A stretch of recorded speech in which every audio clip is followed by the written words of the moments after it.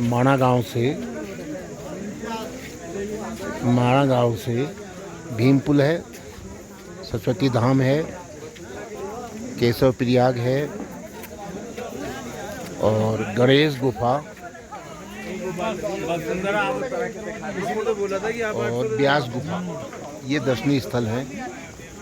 यदि आप माणा आए तो भीमपुल, सरस्वती धाम, केशव प्रयाग, गणेश गुफा और ब्यास गुफा में भी अवश्य जाएं, ताकि पूरे माणा गांव का हम दर्शन कर सकें। आज हम गणेश गुफा में हैं। यहाँ श्री व्यास द्वारा वर्णित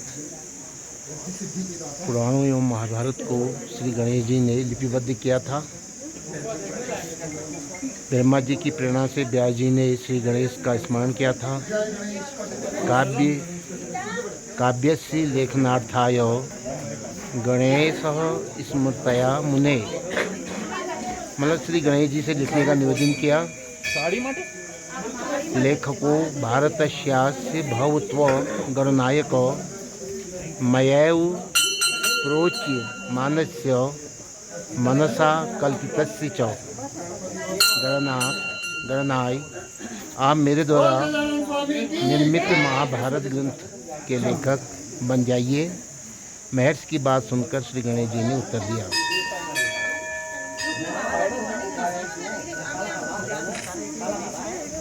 श्वेत तत्प्रवाह प्राह विघ्नेशो यदि मे लेखने क्षणं लिखतो न उत्तिष्ठेत तदास्याम लेखको ह्ययम्। सही है तो चुतिया बनाने वाला काम पता नहीं चला तो चल रहा है। तुलसी तो जड़ी बूटियां हमें लगता सही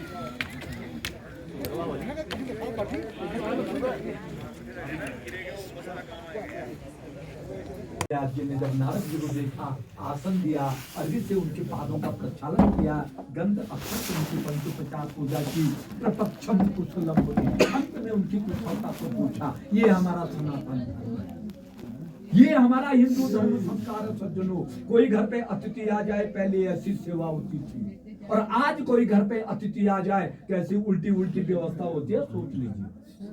जैसा पानी वैसा पानी, जैसा अन्न वैसा मन।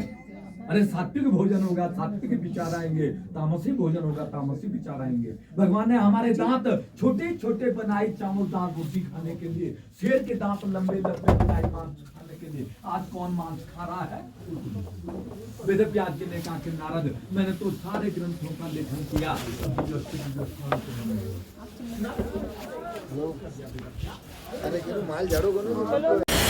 गणेश गुफा और ब्यास गुफा के बाद अब हम पहुँचे हैं भीमपुल में।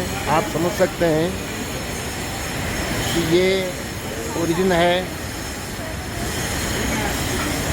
अलकनंदा नदी का, और इस पुल को पार करना, इस तेज धारा को पार करना किसी भी तैराक के लिए संभव नहीं है। पांडवों को जब इस दिशा से माणा गांव से स्वर्गाश्रम के लिए जाना था, ये स्वर्गाश्रम का रास्ता है, आप देख रहे हैं। इस रास्ते से उनको आगे बढ़ना था और इस प्रकार इन पर्वत चोटियों से होते हुए उन्हें स्वर्ग की तरफ बढ़ना था।